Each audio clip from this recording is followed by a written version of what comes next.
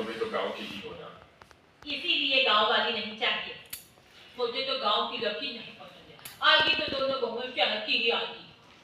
दादी, आप तो 4-6 साल में निपट जाओगी, भैया को क्यों फंसा रही हो ऐसे चक्कर में? उन्हें जिसके साथ जिंदगी जीनी है उन्हें डिसाइड करने दो। देखो तो उस लड़की की जुबान कैसे कैंची हो गई है।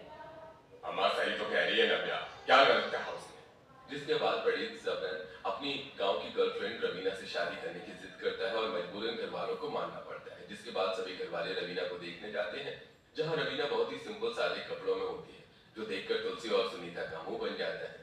कितनी गंवार लग रही है ये लड़की। इसके तो कपड़े भी ब्रांडेड नहीं है, ऊपर से सलवार सूट। और माँ जी देखो ना इसकी हेयर स्टाइल कैसी है, तेल लगाकर चंपू बनकर चोटी बांधी है। आप लोग मेरी शादी की बात करने आए हो या मेरा रिश्ता तोड़वाने? ये सुनकर सभी शांत हो जाते हैं। जिसके बाद सभी मिलकर रवीना और प्रणीत की शादी की बात करते हैं और छोटे बेटी का रिश्ता भी पक्का हो जाता है। जिसके बाद भाभी जी घर के दोनों ही बेटों की शादी की तैयारियां धूमधाम से शुरू करते हैं। भाई हमारे घर में पैसों की कोई कमी तो है नहीं। मैं चाहती हूँ कि मेरी बहुओं की शादी की शॉपिंग के लिए मैं उन्हें अपने साथ ले चलूं। हाँ बहू सही कह रही है। जिसके बाद सुनीता जी संजय को बहुओं को साथ में शॉपिंग के लिए चलने को कहती हैं। संजय को संजना और रवीना दोनों सुनीता जी के कहने पर सुनार की दुकान पर आती है। रवीना ने हल्के गुलाबी रंग का सूट पहन रखा था और माथे पर एक बिंदी, झुमका और बालों में लंबी चोटी करके रिबन लगाया था।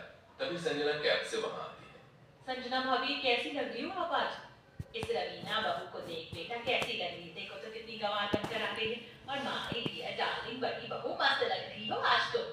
वाओ, ये वन पीस तो कमाल की है और इसके ऊपर ये हेयर स्टाइल तो कमाल की लग रही है। नथिंग कहते हैं इसे, आजकल का फैशन है दादी ये। ये मेरी होने वाली जेठानी है। ऐसा लग रहा है किसी मंदिर से उठकर आई है जेठानी जी, ऐसे बिखरे बिखरे बाल लग रही हैं। इसीलिए मुझे गांव की बहू नहीं चाहिए। कैसी गंवारों वाली बात कहती पड़ी तेरी होने वाली बीवी ने। रवीना ऐसा नहीं कहते। आई नो वो तुमने गलत नहीं कहा, लेकिन ऐसा मत कहना, बड़ी है ना। ठीक है जी। जिसके बाद सभी ज्वेलर के यहाँ जाकर बहुओं के लिए शादी की ज्वेलरी खरीदते हैं। जहाँ रवीना गोल्ड की ज्वेलरी लेती है तो वहीं संजना डायमंड और प्लेटिनम खरीदती है। देखा हमारी संजना बहू की चॉइस भी क्लासी है, बहुत जमाने के साथ चलती है।